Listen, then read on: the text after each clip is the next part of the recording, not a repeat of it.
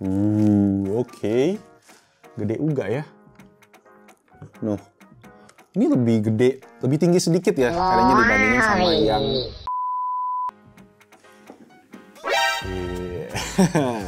Yo, what's up guys, welcome back to Best in YouTube channel sama gue Malvin. Dan yes, di samping kita sekarang udah ada sebuah proyektor lagi.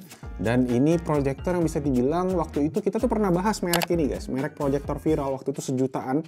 Videonya sekarang kalau nggak salah sekitar 600.000, hampir 700.000 yang nonton. Nah di video kali ini kita bakal bahas kakaknya yang juga bisa dibilang proyektor value for money ya, yang kita sendiri beli sebenarnya pengen persiapan nih buat World Cup nih guys tahun 2022 ini. Yes, makanya langsung aja, ntar kalau basa-basi lagi kita mulai videonya. Let's go.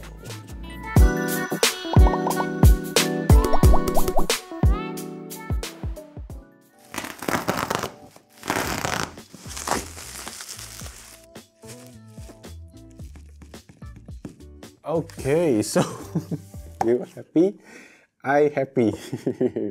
Ini orang Cina kalau packaging ya. Ya, you happy, I happy lah, oke? Jadi yes, ini dia proyektornya dari Wanbo. Ini adalah Wanbo T6 Max. Jadi ini bisa dibilang kakak daripada kemarin. Kita tuh waktu kemarin namanya kodenya T2 ya kalau nggak salah. Wanbo T2, ini yang T6, T6 Max. Dan ini bisa dibilang salah satu proyektor yang dari segi harga itu masih termasuk kategori mid-range ya, di bawah 5 juta. Tapi dari segi spesifikasi ini tuh bisa dibilang ya lumayan kencang, lumayan flagship. Dan kita sendiri bakal pakai ini, nanti kita bakal tes di ruangan yang cukup terang juga di kantor utama kita. Jadi nanti kita lihat bareng-bareng gimana. Jadi sekarang gue buka dulu aja ya isinya.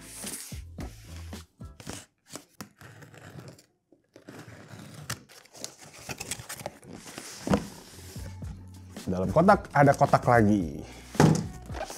Nah yang ini udah nggak I happy you happy lagi ya guys. Jadi ini dia bentuknya. Yes, desainnya yang menarik banget ya, minimalis dan lucu kayak robot kayak gitu. Dan itu yang mungkin menarik juga di thumbnail video kita waktu itu ya, makanya orang pada ngeklik. Dan di samping itu juga waktu itu harganya memang affordable, 1 jutaan. Walaupun sekarang udah naik ya, 2 jutaan. Ada inflasi sedikit, barangnya juga sedikit, chip shortage dan sebagainya. Yang ini ya seperti yang gue bilang, di bawah 5 juta. Oh masih ada guys. You happy, I happy. What? You happy, I happy.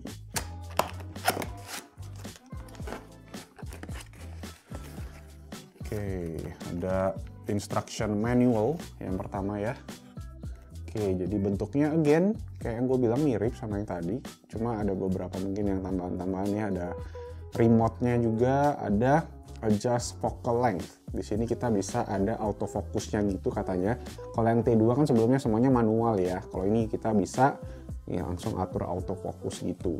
Dan yang gua baca di speknya dia itu udah pakai kaca. Jadi dia punya autofocus tuh nggak bakal ngeblur kalau kalian putar dalam waktu yang lama.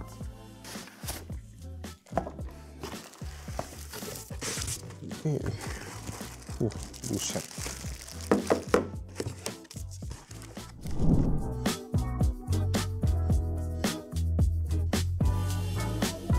So, ini dia proyektornya, tapi sebelumnya kita lihat dulu aksesoris ya, ada 2. Jadi kita dapat chargernya, jadi dia itu masih pakai AC charger gitu, jadi masih pakai adapter, belum pakai USB Type-C ya. Mungkin makanya that's why harganya agak hemat. Dan ini pakai adapter 120 watt. Oke, jadi kalau kalian mau pakai ini buat portable sih sebenarnya mesti agak mikir ya, karena mesti pakai, kayak kita ada baterai yang power bank yang bisa 120 watt sih. Dan gue sendiri nanti pengennya sebenarnya pakai ini buat portable gitu, buat di komplek kita nonton bola bareng-bareng satu komplek gitu ya. 120 watt mesti agak dipikirin nanti. Sampai dapat kabel juga, udah kabel Indonesia dan remote. Nah ini dia remote-nya, simple banget, tombol power, mikrofon, ada tombol mouse dan lain-lain gitu. Ada analog, enak, empuk banget. Dan ini tombol autofokusnya tadi ya, seperti yang dibilang, kalian bisa atur fokusnya dari remote atau kalian bisa langsung otomatis aja dari proyektornya. Home, back, dan volume di sini. Remote-nya clean banget ya. Oke, dia perlu baterai A3 2 biji yang nggak tersedia di dalam paket penjualannya, jadi kalian mesti siapin sendiri. Dan terakhir, kita buka proyektornya. Oke. Gede juga ya. Noh, Ini lebih gede, lebih tinggi sedikit ya kayaknya dibandingin sama yang T2 yang kita pernah bahas sebelumnya. Dan kalau kita lihat, ini enteng sih, enteng banget. Kalau bisa lihat dari samping desainnya ya, jadi lucu gitu memang. Dari segi build quality cukup oke, finishingnya juga lumayan rapi, lumayan nice. Walaupun memang dia ada tambahan ini nih sekarang nih, kulit, pakai kulit, bahan kulit sintetis gitu mungkin yang agak keras, agak kaku. Jadi ada handle-nya gitu sih. Jadi bisa dibawa kemana-mana kalau kalian memang pengen. Di bagian belakang ada ports ya, ada 2 buah USB, ada 1 buah headphone jack 3,5 mm, ada AV port, dan terakhir ada HDMI. Jadi kalian bisa colokin mungkin untuk kalian yang pengen main PS, main Nintendo Switch, dan lain-lain itu bisa dicolokin ke sini. Dan di bawah ada si AC portnya tadi yang buat charger, kalian bisa colokin ke sini. Kemudian di bawah ada ini dia. Ini sejenis buat tripod ya, jadi 1/4 inch buat kalian taruh ini di tripod atau digantung di atas. Sekarang udah lumayan banyak gantungan, nanti gue juga ada pakai, nanti gue tunjukin ke kalian. Dan di depan, di bagian atas ada tombol one bow, mungkin ini buat tombol si autofocusnya karena nggak ada focus ring nih di depannya. Biasa kan yang sebelumnya kita ada focus ring di sini. Oke, sip, itu tadi. Satu lagi terakhir di depan ada tulisan One Bow Projection Full HD 1080p. Yes, sekarang kita bahas specs lengkap dari proyektor ini sebelum kita testing ya. Jadi proyektor ini menggunakan resolusi tadi Full HD dengan 650 ANSI lumens. Jadi cukup terang sih. Ini hampir bilang 3 kali lipat dibandingin sama Samsung Freestyle yang kemarin kita baru bahas, dan ini kontrasnya 3000 banding 1. Nah, di bagian dalam dia ada RAM 2GB dan storage-nya 16GB buat kalian install aplikasi. Prosesornya dia pakai Amlogic 972 quad-core A55 kodenya. Speakernya ada 5W dikali 2 stereo, 10W jadinya. Dia juga kompatibel dengan dual band Wi-Fi. Dan projectionnya bisa sampai 200 inci dengan lampunya ini umurnya bisa sampai 20.000 jam projectionnya. Nah, OneBo T6 Max ini dia pakai Android 9.0 ya dengan support untuk Apple AirPlay juga, jadi kompatibel buat Android dan iOS.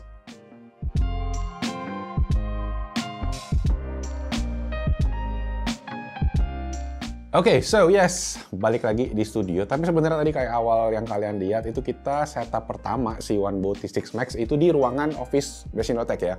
Yang kondisinya sebenarnya agak terang dan ternyata tingkat keterangannya masih cukup oke.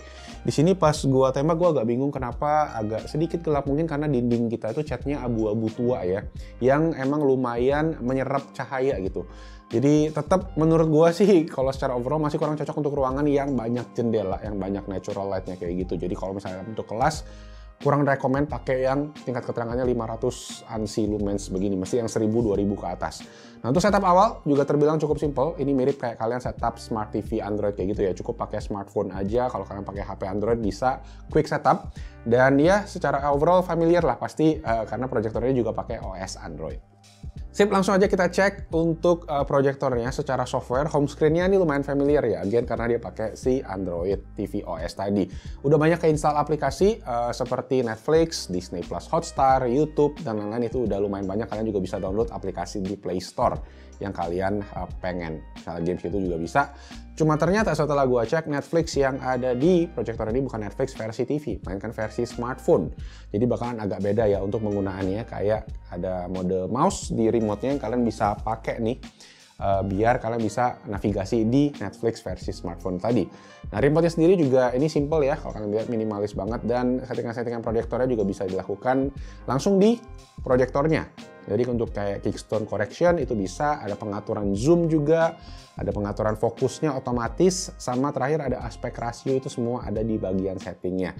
Dan yang otomatis tadi di sini autofocus itu kalian bisa atur secara manual dari remote-nya.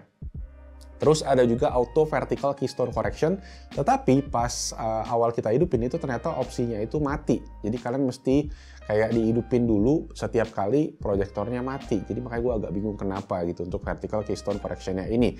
Dan gue juga udah laporin ini ke tim OneBo Indonesia-nya, jadi semoga nanti bisa di fix via software update. Nah, satu fitur proyektor yang nggak compatible itu adalah Chromecast, tapi ada tapi gedenya, ini compatible sama Apple AirPlay dan juga bisa mirroring di Android ya, tetap ya, via aplikasi yang namanya eShare. Jadi kalian download dulu ke smartphone kalian. Jadi fitur untuk mirroring, untuk casting itu tetap ada untuk berbagai jenis device. Sip, di proyektornya sendiri cuma ada satu tombol, kalau kalian lihat di bagian atas tadi tombol power doang, jadi untuk segi kontrol semua harus dilakukan via remote-nya. Dan yes, karena ini adalah smart projector, kalian juga bisa pakai perintah suara via Google Assistant di proyektor ini. Oke Google, what's the weather today? Besok, di Tangerang akan badai petir, dengan suhu tertinggi 30 derajat dan terendah 24 derajat. Sip, lanjut gimana kualitas gambar dari proyektor ini? Nah, so far dalam pengetesan gue sih di kondisi ruangan yang ada cahaya memang masih sedikit kelihatan lah. Dan pas yang di waktu gelap justru makin oke ya memang ya. Cuma yang gue bingung adalah mode pengaturan kayak untuk setting-setting gambar, misalnya kalian pengen mode sport, mode gaming, itu nggak ada di proyektor ini. Jadi untuk pengaturan brightness, kontras, dan lain-lainnya itu kita cuma bisa terima apa adanya aja. Keterangan dari proyektor ini yang sebenarnya sih kalau dicek di specs itu udah cukup terang ya, 550 sampai 600 ANSI lumens. Cuma satu yang perlu dicatat adalah rasio jarak ya dinding ke proyektor ini yang ternyata butuhnya cukup lumayan. Dalam pengetesan gua jarak 2 meter itu bisa sampai 65 inci, which is ya nggak terlalu gede banget. Dan kalian juga bisa cek di kertas manualnya untuk mencapai jarak maksimum itu bisa sampai 250 inci, itu butuh sekitar 7 meter, 8 meter kayak gitu. Tapi untuk keterangan maksimal sih tetap menurut gua di kisaran 65 sampai 100 inci itu yang paling oke, karena semakin jauh dia akan semakin gelap. Nah kemarin juga kita sempat tes buat gaming dan delaynya minim banget, jadi berasa bakalan oke buat gaming bareng-bareng. Dan kemarin kita sempat main hampir 2 jam gitu, jadi kalau kena temperatur yang panas itu nggak bakal bermasalah. Sip, lanjut ke bagian speaker. Nah, speaker proyektor ini menurut gua oke banget. Ini dual speaker 5 watt, jadi yang berasanya tuh dia nembak 360 derajat gitu. Jadi berasanya oke banget. Dan suara kipas pas speakernya hidup ya, itu nggak terlalu kedengeran selama gua testing. Nah, kalau sekarang mungkin kalian bisa denger sedikit suara kipasnya karena memang audionya mati ya. Karena speaker memang gede dan kipas exhaustnya sendiri dia ngarah ke depan. Nah, buat kalian yang ada TWS atau Bluetooth speaker, Bluetooth headphone itu juga bisa dikonekin ke proyektor ini via Bluetooth. Dan kalau yang pakai kabel itu juga bisa pakai kabel 3,5 mm langsung ke proyektornya, dicolok aja di belakang.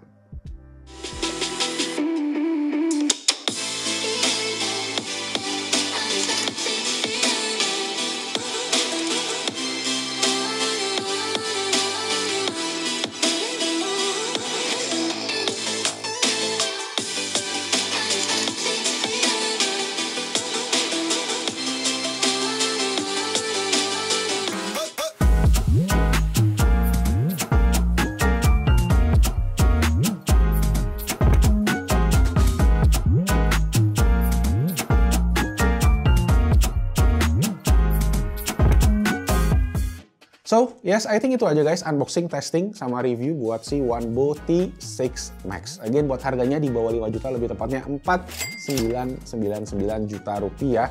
Dan kalau gue bisa simpulin dari harganya sih, kalian dapat performance yang maksimal secara value ya, di bawah 5 juta, keterangannya oke, fiturnya juga tergolong lengkap untuk Android dan mirroringnya. Speaker juga oke, nggak perlu tambahan lagi, menurut gue ini udah enak banget. Cuma yang perlu dicatat adalah menurut gue tadi jarak yang dibutuhin itu lumayan besar ya, jadi karena butuh space yang lumayan gede untuk mencapai projection yang gede juga. Dan pastinya secara proyektor ini dia bukan yang terang banget, jadi untuk dipakai di ruangan yang banyak jendela itu minimal tadi 1000-an ANSI lumens baru oke. Sama terakhir softwarenya mungkin butuh sedikit improvement untuk pengaturan mode-mode gambarnya tadi. Ya buat harganya sih gue masih bisa rekomen ya, terutama kalau kita bandingin sama kemarin-kemarin kita dapat proyektor portable tuh harganya di 10 juta ke atas semua. Ini kalian udah masih cukup portable dengan harga yang setengahnya doang. Jadi kalau kalian penasaran langsung aja cek linknya udah ada di kolom deskripsi di bawah. Segitu aja guys, like kalau kalian suka videonya, klik dislike 2 kali kalau kalian nggak suka. Dan thank you so much guys for watching, nama gue Malvin, and I'll see you guys on my next video. Ciao. Kakaknya proyektor viral.